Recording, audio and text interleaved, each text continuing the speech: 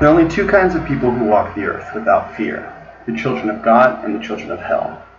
That's from A Voice in the Bowery. I don't know what A Voice in the Bowery is. I always feel a little bit uneducated when I don't know a quote. But the interesting thing about that statement is that although it's wildly untrue, it makes a very good example of the mentality that it takes to believe in a God, because it validates the reason why we created God, or at least, yes, that's exactly what I mean to say, because humans live in fear all the time. We fear the unknown, which is something that has kept us alive for so long. It's not a bad thing, but there comes a point where you realize that the world is too big. There's things you can't control. It's always going to be, a random factor that you have absolutely no control over. And that is why we created God. That's why our brains said, hey, listen, why don't I give you an omniscient, omnipresent, omnipotent being that will, for some reason, care about you in all of the universe. And he'll always take care of you, and everything that happens to you is going to be for your good. And that allows us to live without stress. And that's what's cool about that saying is, that quote is that it says there's only two kinds of people that live without fear. It doesn't say there's only two kinds of people. It says only two kinds of people that live without fear. And I think that's exemplary, a perfect example of the way religious people see the world, is that if you don't believe in God, you suddenly have to be fearful of everything.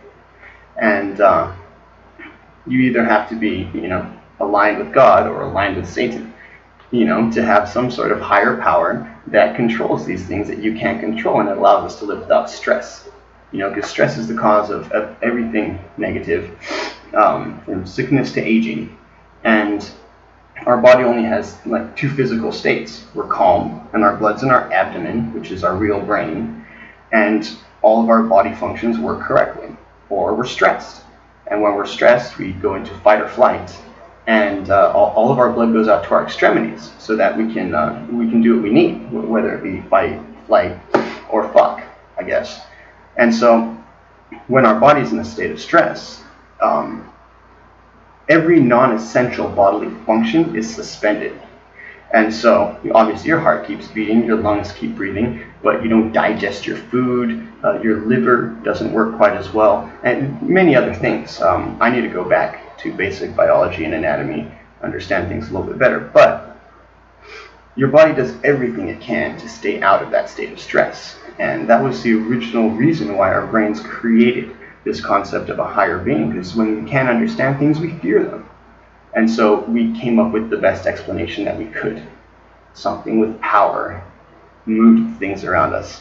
And that statement right there, there are only two kinds of people that live on this earth without fear: those that believe in God, or that believe in the devil, the children of God and the children of the devil, children of Satan. I think is so exemplary. And I'd like to just show that to any religious person and say, see, you just do it to avoid your fear. I would like to say that it's wrong, because I live without fear, simply because I've accepted there's things that I can't control, and I've prepared myself for the things that I can. Yea, though I walk through the valley of the shadow of death, I will fear no evil, for I am the baddest motherfucker in the valley.